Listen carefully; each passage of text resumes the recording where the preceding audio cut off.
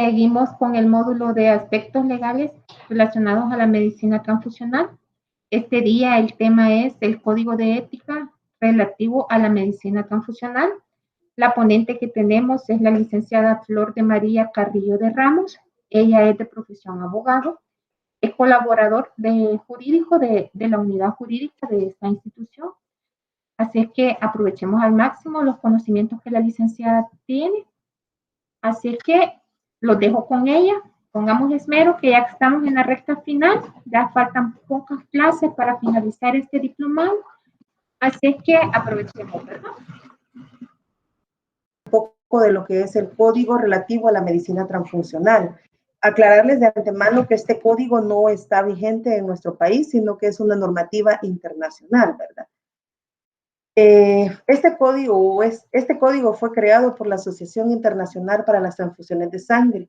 Se hizo en el año de 1935 y se trata de investigar lo que son las transfusiones de sangre e informar sobre este tema a todas las unidades de banco de sangre de los diferentes países. Su sede de la asociación se ubica en Ámsterdam, de los Países Bajos. En 1981 se diseñó un código de ética de la transfusión de sangre con el propósito de que fuera revisado por varios países en relación al tema de la transfusión de sangre, lo cual sabemos comúnmente de que no está regulado legalmente este tipo de práctica. En el estándar global del ICBT de 128 para la identificación y descripción de productos médicos de origen humano como sangre, células, tejidos, leche y órganos. Está administrada por el Consejo Internacional para la Uniformidad en Automatizaciones de Bancos de Sangre con sede en Estados Unidos. Este ICBT es una norma que regula lo que son las actividades o la función de la transfusión de sangre. Pero ¿qué es sangre? Y significa que es sangre humana obtenida, incluyendo ya sea sangre completa o componentes sanguíneos obtenidos mediante aféresis y células madres hipoyéticas, ya sea para transfusión directa o para ser utilizada en la preparación de un medicamento para uso humano, que es un donante. Significa cualquier persona que dona voluntariamente sangre o componentes sanguíneos. ¿Qué son los bancos de sangre según este código? Significa cualquier estructura u órgano responsable de cualquier aspecto de la captación de donantes, recogida y análisis de sangre independientemente del fin previsto y su procesamiento, almacenamiento y distribución cuando se destine a transfusión. Que es un profesional, en este caso sería un profesional de laboratorio clínico, aunque lo que espera este código es regular ya la profesión de banco de sangre. Y significa que es cualquier personal que participe en las actividades de un banco de sangre o en el uso clínico de la sangre.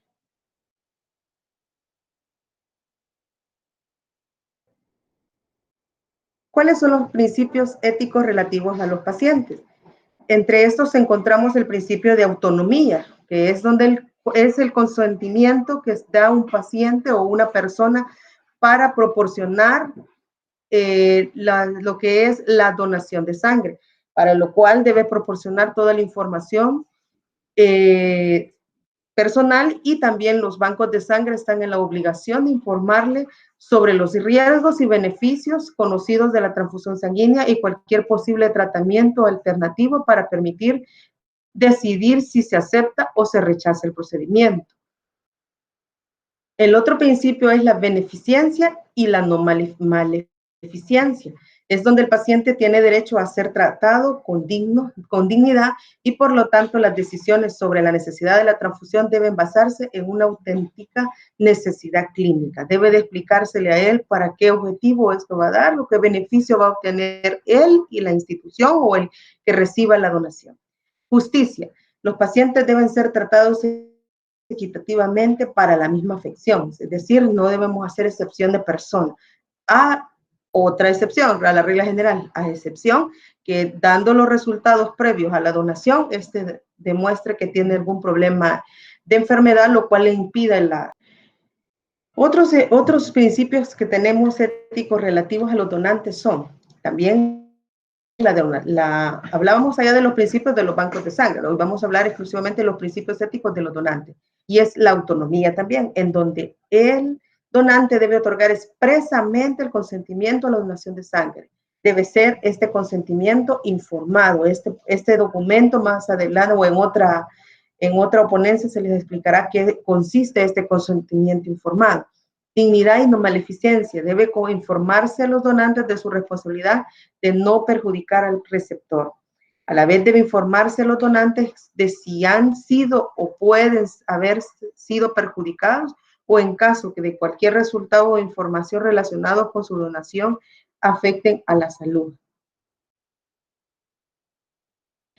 Este código también nos habla de que está dividido por una administración. Estas son las autoridades sanitarias que tienen la responsabilidad de garantizar que los bancos de sangre se establezcan y desarrollen progresivamente para asegurar las necesidades de los pacientes utilizando un marco ético que cubra la atención a donantes y pacientes. Es lo que ahora, bueno, en aquel tiempo el banco de sangre lo regía directamente lo que es la jefatura de laboratorio. Ahora en día ya esa área ya se normalizó, ya se hizo como normativa en nuestro Ministerio de Salud, que ahora ya hay una jefatura exclusiva para lo que es el banco de sangre. Esta administración también se basa en otros principios éticos y principalmente el principio principal es la dignidad y beneficencia. La sangre donada debe de considerarse un bien común para asegurar la dignidad del donante y de su donación y no como una mercancía para otros fines. ¿Qué quiere decir eso? Que no las instituciones encargadas de requerir esta actividad no deben de beneficiarse de ellas, no pueden cobrar por permitir que se den las donaciones de sangre o aquel donante no debe ser sometido a un pago para poder realizar esta actividad. La donación de sangre debe de ser voluntaria y no remunerada, recordémoslo. La donación es un acto cívico a beneficio de otros y contribuye a la cohesión social, nunca para el particular, siempre es un beneficio a la sociedad. Otro principio ético de la administración es la justicia, y es que la sangre y los hemoderivados deben considerarse como un recurso público. No debemos nosotros acapararla y venderla, o sea, que vienen a nuestras instituciones y nos donaron sangre, gracias al Señor, pero ahora venimos nosotros como institución pública a comercializar ese hecho. No podemos, hay que ser justos y regirnos a que la persona lo hizo con toda la voluntad para poder salvar la población o el interés público en sí.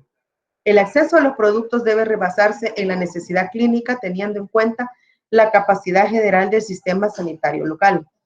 Debe de evitarse la discriminación basada en factores como los recursos de los pacientes. O sea, no puede decir usted que porque aquel es más humilde o este más rico, a este vamos a tomar en consideración o este es el que está sano. Eso no tiene nada que ver.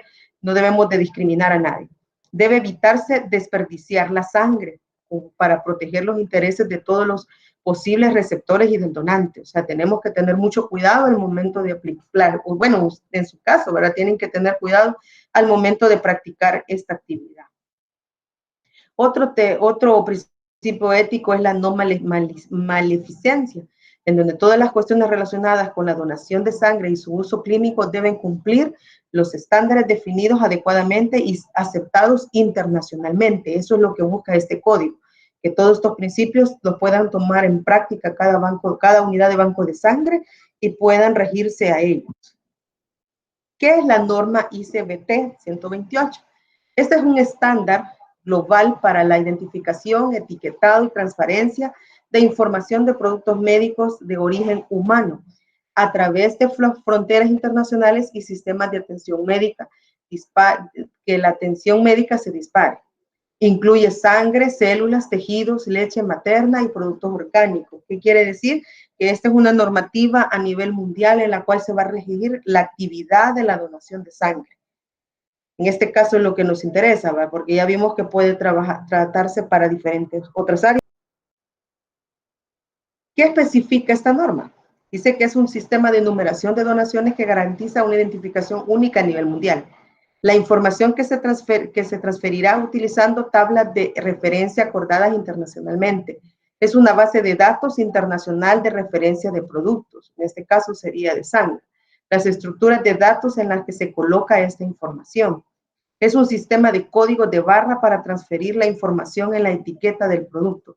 Un diseño estándar para etiqueta del producto y también hace una referencia estándar para su uso en mensajería electrónica. Es decir, que esta normativa lo que rige es todo el aspecto de etiquetado y todo el procedimiento, las identificaciones que se van a llevar en todo el proceso de la donación de sangre. ¿Cuál es el fundamento legal de esto? Les decía, ahorita en nuestro país carecemos de este fundamento legal, por lo que usualmente lo que estamos utilizando nosotros como Ministerio de Salud en El Salvador solamente es el documento del consentimiento informado, que es con el cual nosotros podemos legalizar un poco esta actividad en la cual se refleje que tanto el paciente ha sido voluntario a su donación o en caso de negarse, pues que lo deje fundamentado también en este documento. Pero esto será algo que próximamente se les estará hablando.